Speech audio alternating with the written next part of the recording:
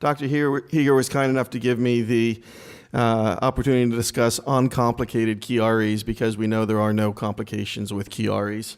I saw the topic and I thought, oh boy, what am I going to be talking about?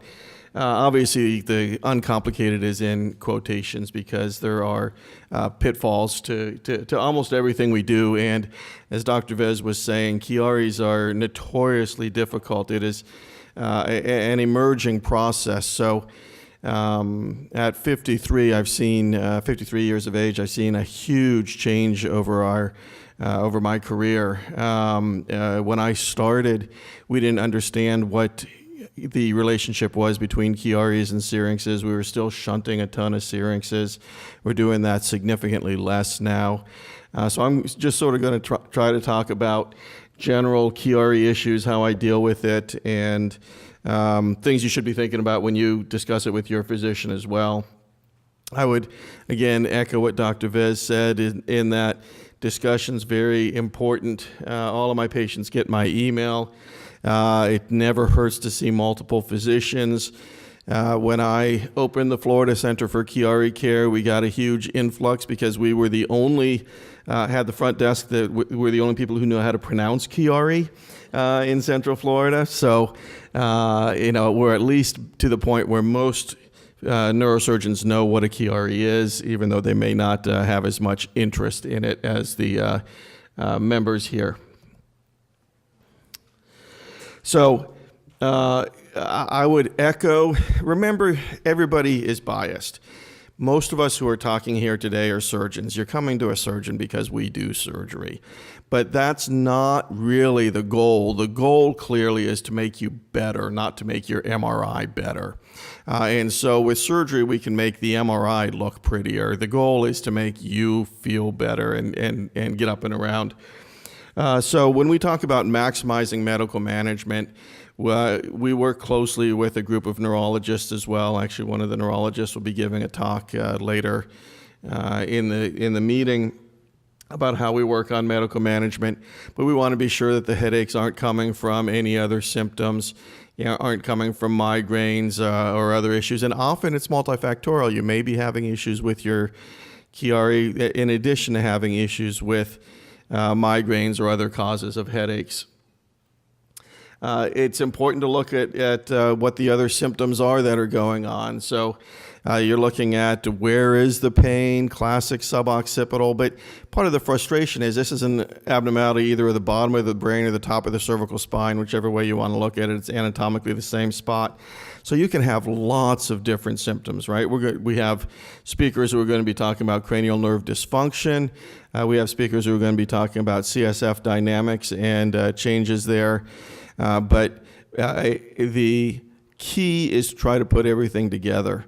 And part of the frustration is even in the best hands, if it looks like you're going to have a Chiari, if it looks like you're going to need an operation, we still fail at least 20% of the time in most studies. So in well-screened patients, physicians are still wrong about the cause of their symptoms, or at least the anatomical improvement will not cause symptomatic improvement in at least 20% of patients, and in many studies up to 50%. So this is a problem that has a high failure rate.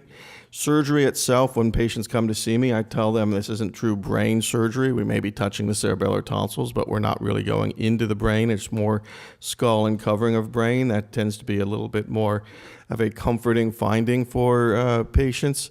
But still, it is a big operation. In terms of what I do, as a pediatric neurosurgeon, I don't do a lot of big spine operations, but what hurts with operations is muscle manipulation, and this is a very uncomfortable operation. We're moving our necks all the time, we're nodding our heads all the time. When we do the operation, we move the muscles to the side, we put them all back when we're done, but it hurts. And so it is not a small endeavor.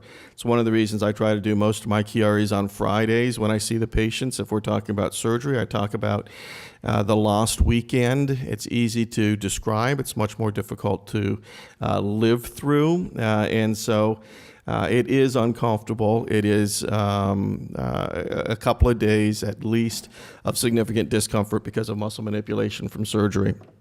So, again, I would agree. Surgery is really a last resort. It's not you're coming to see if the surgeon offers an operation on you right away, there should be something else going on: intrinsic weakness, spasticity. Dr. Vez again mentioned mentioned the patient who had seizures. It is shocking how often the neurologist will diagnose patients with spasticity as having seizures, but their EEG is normal. So people will often ask, do you have seizures with Chiari? The answer is no. You don't have true seizures with Chiari, because seizures are a supratentorial function. That's the higher portion of the brain. But Chiari certainly can cause spasticity and seizure-like appearance to symptoms. So it's important to distinguish between the two. And if you're at the point where your spasticity is so bad that you're having seizure-like symptoms, it is certainly the time that you want to be talking about whether surgical intervention is needed.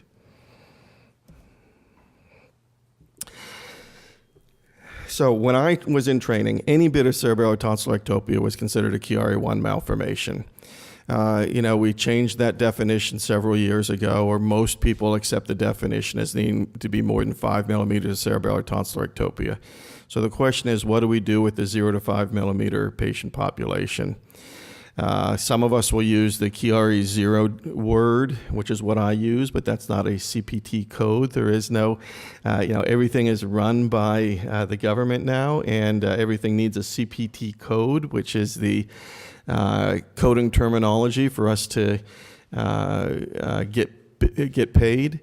And I just put everybody in as a Chiari malformation.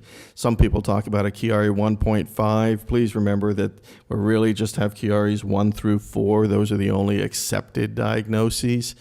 And anything else that we're using, I do use Chiari 0, is really at the edge. So part of the frustration is, how do we clear out patients to maximize the chance that they're going to get better? How do we categorize people so that we make sure that they get the appropriate intervention and maximize the chance that they're going to improve symptomatically? And that's part of the frustration. So clearly, I've had patients with 1 millimeter cerebellar tonsillar ectopia who are very symptomatic and 20 millimeters who are asymptomatic. So this gets back to the symptomatic issue. Why is a 1 millimeter symptomatic and a 20 millimeter asymptomatic? We don't know. Maybe it's about CSF dynamics. Maybe it's just about the difference in the patients. Maybe it's the size issues that Dr. Mayer is going to tell us about. But it's not clear. So there are studies saying that patients with 0 to 5 millimeters of cerebellar tonsillar ectopia have a higher surgical failure rate. So I think most are a little bit more hesitant to operate on patients with 0 to 5 millimeters. Many of the general neurosurgeons, certainly in Central Florida, won't operate on patients with 0 to 5 millimeters, but many patients do improve with surgical intervention. So again, the key is patient selection, symptomatic evaluation, and serial follow-up. We mentioned briefly syringomyelia. I'll get a lot of calls on patients with syringomyelia, and we do not have a specific definition of how big the syrinx needs to be now to be called syringomyelia.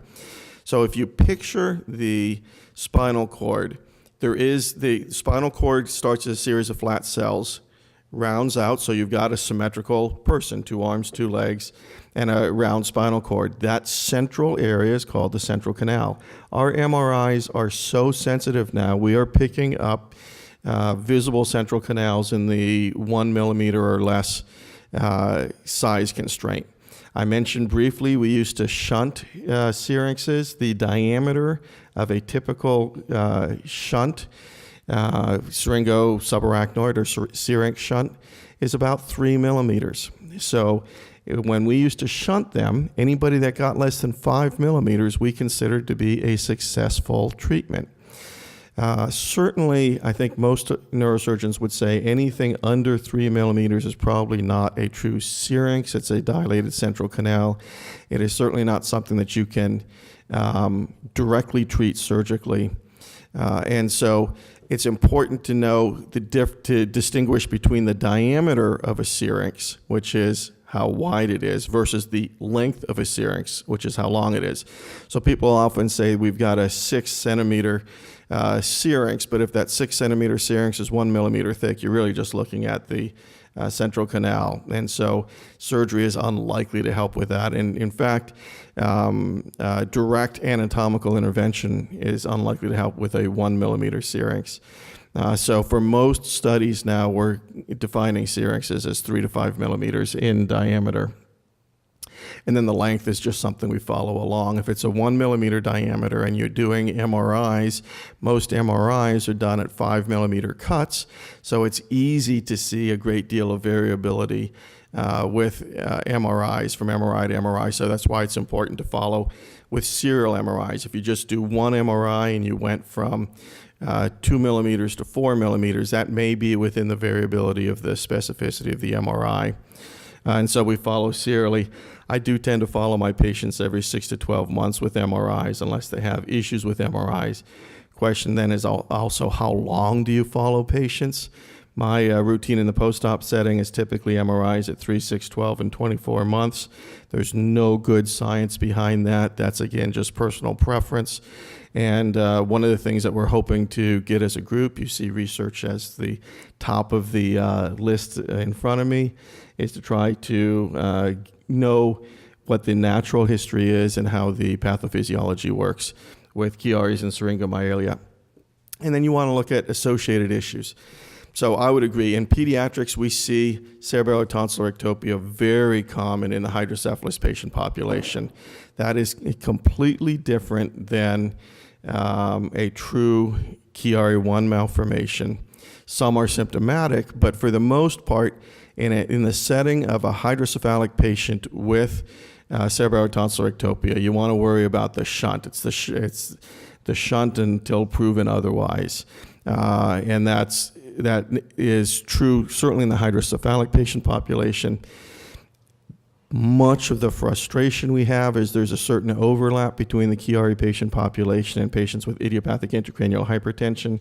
So what we used to call pseudotumor cerebri, we now call idiopathic intracranial hypertension. The actual CPT code is benign intracranial hypertension.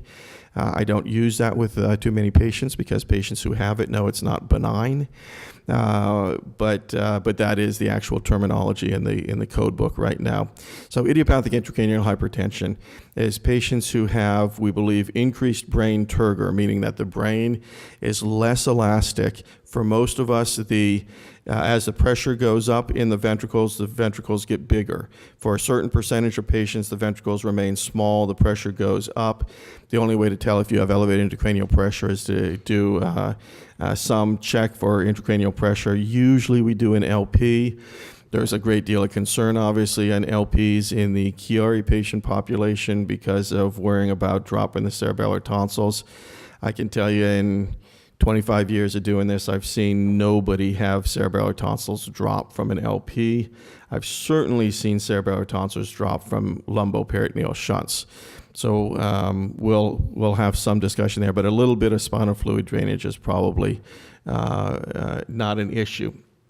So as we're moving down, you want to make sure that there's not a mass effect.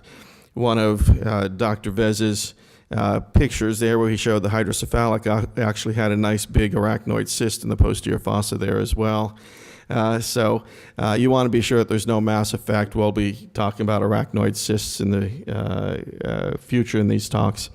But anything that's causing mass effect, there's only one hole in the skull where the brain can go through, and that's the foramen magnum, the hole at the base of the skull. So if your pressure is building up inside your head, there's only one option, and that's to push more brain out of the skull and into the neck, creating a secondary Chiari 1 malformation.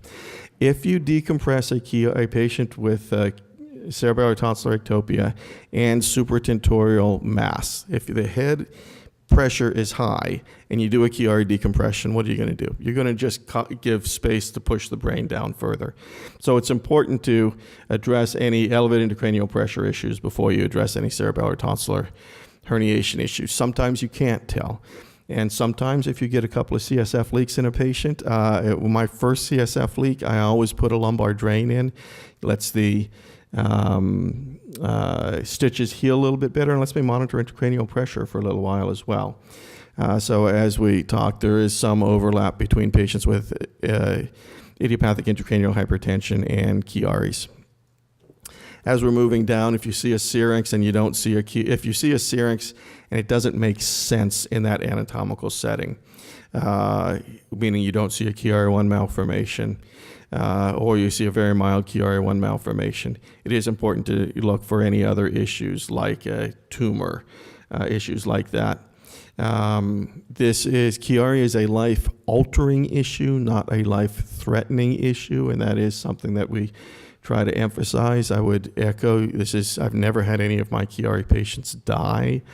There have been case reports of patients with central sleep apnea, and central sleep apnea can be caused by Chiari-1 malformation, who have gone to sleep and not woken up. So if sleep is an issue, I do sleep studies on all of my patients as well. We want to be sure that we don't have any issues with central sleep apnea.